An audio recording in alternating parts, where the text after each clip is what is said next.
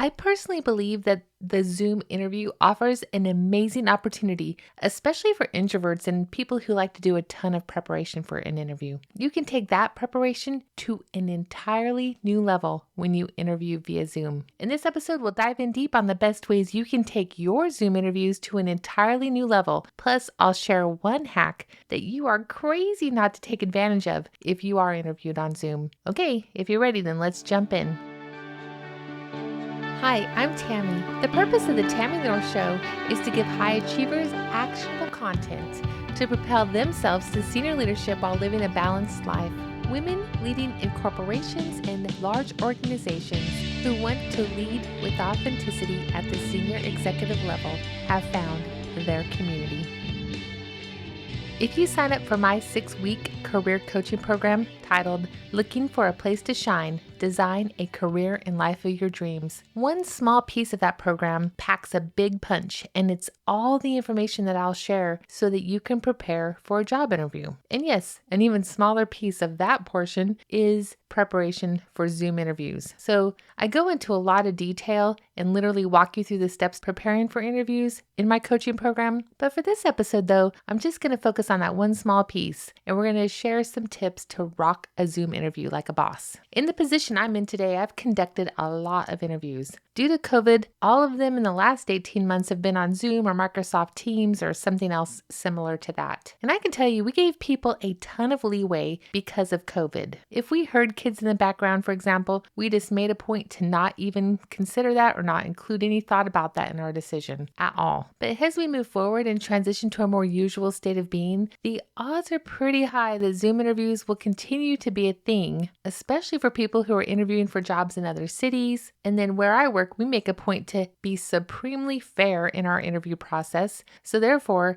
if one person is getting interviewed virtually, then in most cases, we would interview 100% of all the candidates in the exact same way so that there could be no perception that anybody had any kind of opportunity to impress the hiring managers more than another. And also, sometimes the interview panel needs to consist of people that are in multiple locations around the United States or even the world. And platforms like Zoom offer an opportunity to get the most robust panel and the most complete look at a candidate from a diverse group of company expertise. So yes, it is likely that Zoom interviews will remain for reasons that have nothing to do with COVID. It's also likely that the further we transition away from COVID, the less leeway will be given for you not showing up as your best self. Zoom interviews offer an amazing opportunity for people like me, people who are introverted but also love to do a lot of preparation, and you can take that preparation to a completely new level. But first, though, let's talk about some interview fails that either I've seen or heard about when people have been interviewed via any kind of video call, Zoom, Skype, Microsoft Teams, etc.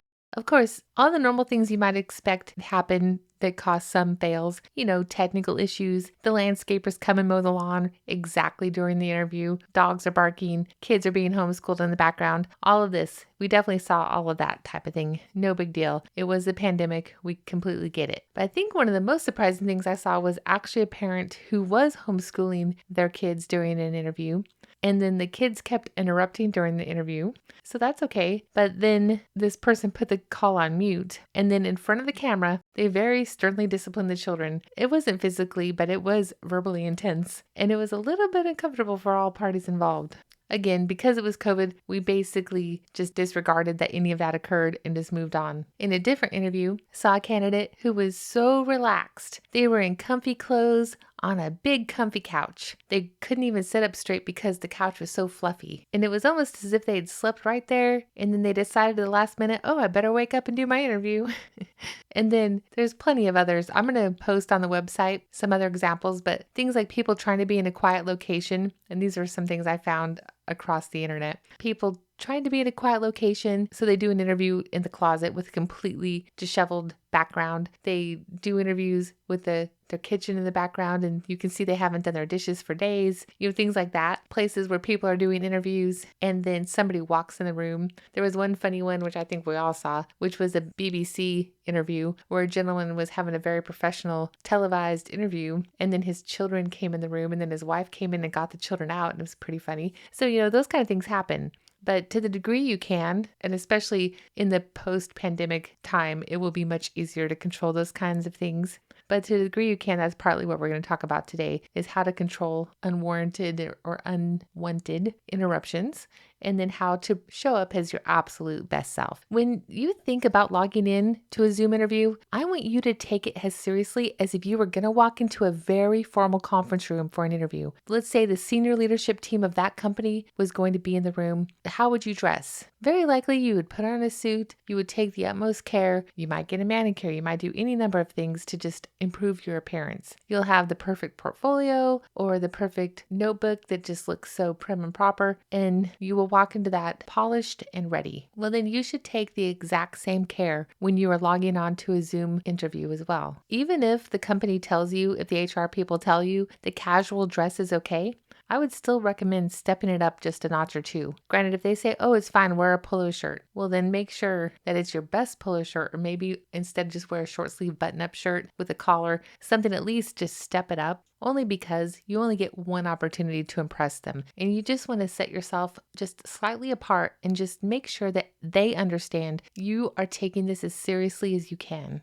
Besides sitting multiple interview panels where I was part of the team interviewing other people over the past year and a half, I also did several Zoom interviews where I was the person being interviewed. And a few of those interviews were a series of successive interviews, which ended up in me being offered a very senior role in the company I work for today. So let me tell you what I did to prepare and how I showed up for those interviews. I found out about a week or so before that major interview that I was hoping I would be called for it, and I was waiting for the notification, am I going to get an interview or not? And there's no way to know. I submitted my package, which I talked about last week, and then now what would happen? There's so many thoughts going through my head. When I got the email, okay, your interview is going to be on this date at this time on Microsoft Teams. And so I was thinking, I wonder who will be on the panel. What questions might they ask? What is the environment in my house going to be okay for this? I don't have a way to do it at work, so I guess I'm going to have to do it at home. Will I have two huskies. Will I be able to keep everybody calm and quiet enough here? And then, oh goodness, wait. Is my Zoom backdrop appropriate enough and professional enough for this important of an interview? So as I thought about all the questions and everything I thought that they might ask me and how I wanted to show up, what I decided I needed to do was update one of my walls in my office to be a Zoom wall. Yeah, I just wanted to create a completely fresh and new backdrop, and I'm sort of like buying a new suit. I just decided this was what I was going to do. So I had a week till the interview, and I already somewhat had created this wall that would be perfect for Microsoft Teams or Zoom or whatever because of the pandemic and because I was doing so many calls on Zoom that I had already done some amount of preparation for this. But it definitely needed to go to another level in my estimation so that I could show up in the way I wanted to show up. I thought about what color of backdrop combined with the suit that I was going to wear that would provide an image that was something I wanted to project to the board. If I got this position, it was going to come with a substantial pay increase. So what I am telling you now was, in my opinion, an investment in my future. So I went to Home Depot and I bought a gallon of paint in the color I chose for the backdrop.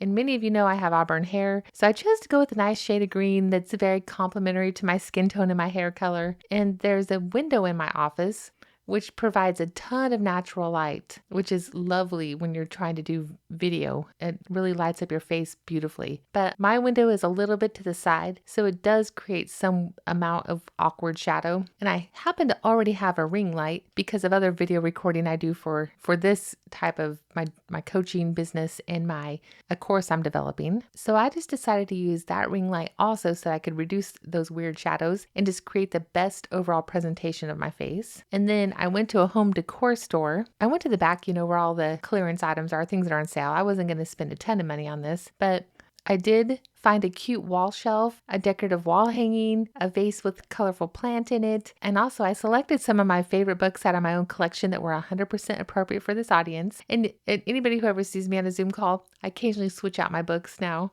just to have some fun with it, depending on who the audience is. So then my son and I painted the wall, which just took a couple hours, and I hung the shelf, and that took about 15 minutes. And all in all, including the shopping trip, this whole entire transformation took about 4 hours and it cost about $125. And I know many people, especially when they're applying for very senior roles, who would spend 3 to 5 times that amount on the clothes and shoes alone. if they were going to interview in person. So to me, this was a no-brainer. And then the plus side, once I completed this transformation, from that day on, I received tons of compliments on my presentation during Zoom calls, even the Zoom calls where nobody would care at all how I looked. So as you're taking a look at your backdrop and the portion that will literally show during your video, and don't be too risky when you're trying to decide, well, I don't think that'll show, because depending on how you slightly move your computer, you need to make sure that there's a broad swath behind you that is appropriate to be seen on Zoom. Is everything behind that will be shown appropriate for the audience? Is it tasteful? Is the room behind you clean and tidy? Is the environment quiet? Do you have pets? And so what's your plan to manage their unexpected noise if you have dogs or cats or something? Due to the senior nature of the position I was applying for, I did 100% wear a suit to this interview, and I would highly recommend that you wear what you would normally have worn to the interview in person. Would you have worn a suit? Then a suit it is. And a couple other things to consider is I highly advise that you test what you're going to wear on camera. How does it look when you're seated? Do you have some things that look better when you're seated than others? Some things kind of bunch up in the front or they don't hang well when you're sitting down. So just pay attention to that. And then if for any reason does the suit clash whatever is in your background, does it just look like too much when it's all combined? Just notice that. If you need to make any adjustments, do you have anything maybe on your sleeves, buttons or something that'll click a lot if you're moving your hands around that'll hit the computer and other things? Will it be too hot? Will you be comfortable or uncomfortable? Will you fidget? If any of those things are the case, then you may need to choose something different to wear. And I suppose it's true. You see all the jokes that you could focus on the top half only and wear something else on the bottom half. But I'd caution you in doing that, because if anything goes wrong at all and you have to stand up for any reason and you have on like your bright Lululemon leggings, it could be funny and maybe it'll work out in your favor for some reason, but I wouldn't count on that. I would try to anticipate whatever could go wrong and then prepare to be ahead of the game. And also, when you look your best, when you have on a polished suit from head to toe, then it just naturally elevates your brain and your mood. And by presenting yourself in the most appropriately professional manner, you will come across with an attitude that is on par with the look, and it will be a different interview than if you're sitting in Mickey Mouse pajama pants. I promise you that. Okay, then it goes without saying that you should test all of your tech. And also have some backup tech. Like if you plan on using a laptop, at least have an iPad or something else sitting aside that you could quickly transition to if needed. And I highly recommend when you're on any Zoom, even a Zoom with just your friends or your family, that you use some type of headphone that have a microphone on them. Apple EarPods, Beats, any of the wireless versions are usually quite suitable for this. For one thing, you'll be amazed at how much better you can hear what's being said. And then your voice will come across so much clearer to the people who are trying to listen to you than if you were using the mic in your laptop. And if you don't believe me about this, like if you've been just using your laptop, try it both ways and call somebody that will tell you the truth and do a test and see what they say. Please do not even consider using your laptop mic. You have to figure this one out. It's too easy to solve. Just find a good headset or some earbuds with a microphone and make sure they work, make sure they're charged, and use that. Okay, and then this sounds like an easy one, but you don't want to have a frenzy at the last moment. So make sure you know where the link is to log into the Zoom ahead of time. Don't lose it. Put it somewhere where you know you can quickly find it. Don't just save it in your inbox in an email.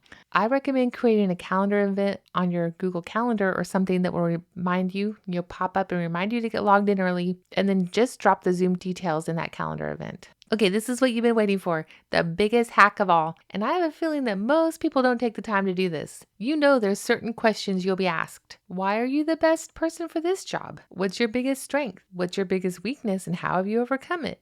What's one project you've accomplished that demonstrates how you will create a positive impact in this role? How have you handled challenging employees in the past? There's going to be some points that you 100% want to make sure you work into your answers, no matter what questions you are asked. So plus, at the end, they're going to give you a chance to ask them questions. And so you definitely want to be prepared for that. So what I'm about to say is very hard to do if you're in person with these people, but it's the easiest thing to do in the world if you're being interviewed on a video call. And granted, there's pros and cons to every situation, and there's many people who believe that an in-person interview is the best thing because some people have just a great natural ability to connect with others, and they believe that they can make that connection much better in person. And I totally get that and even agree. However, if you do have to be on a Zoom interview and you can't use that strength to your highest ability, then this hack right here is one of the great pros of being on a video call for an interview. And if you care about getting a position, you should definitely consider every advantage that you have and then use it to your highest ability. So here it is. On a Zoom interview, you have the opportunity to create reminders and cheat sheets for what you want to be sure to cover. So one thing you can do